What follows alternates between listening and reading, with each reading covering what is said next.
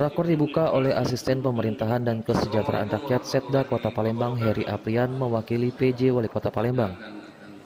Dihadiri Kadin Dukcapil Kota Palembang, narasumber dan peserta rakor baik dari instansi pemerintahan maupun non-pemerintahan.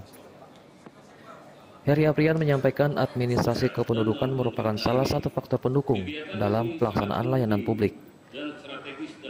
Untuk itu, koordinasi yang baik antar lembaga pemerintahan dan non-pemerintahan dalam berbagi informasi dibutuhkan untuk ketertiban pengelolaan informasi administrasi kependudukan di Kota Palembang.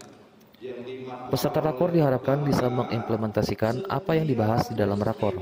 Sekarang kita kan sudah eranya digitalisasi, pelayanan sudah mudah, fasilitas sudah ada. Jadi kami berharap nanti teman-teman yang rapat koordinasi ini untuk mengimplementasikan kepada masyarakat dan nyambung gampang kok. Nah, berurusan dengan KTP gampang, dan di kecamatan itu sudah ada UPT-nya, ya. UPT cukup kecamatan, nggak usah ke Dukcapil lagi, ya. Harapannya itu, ya. Rakor ini sendiri bertujuan untuk mensinkronisasi dan mengintegrasi data yang ada di OPD pemerintahan maupun non-pemerintahan di Kota Palembang dengan data yang dimiliki di Dukcapil Kota Palembang.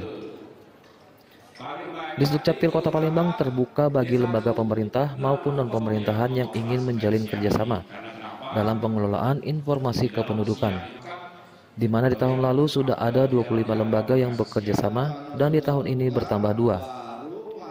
Semua pelayanan publik itu menggunakan data dari Dukcapil, yaitu dengan menggunakan data nomor induk kependudukan. Nah, untuk itulah kami bertujuan dalam melaksanakan rakor ini agar adanya sinkronisasi dan data itu bisa terintegrasi dengan OPD yang ada di Kota Palembang, baik OPD yang pemerintah maupun non-pemerintah. Kalau yang menggunakan data kita, alhamdulillah sudah ada 25 di tahun yang lalu, dan di tahun ini akan bertambah 2 lagi yang menggunakan pemampatan data.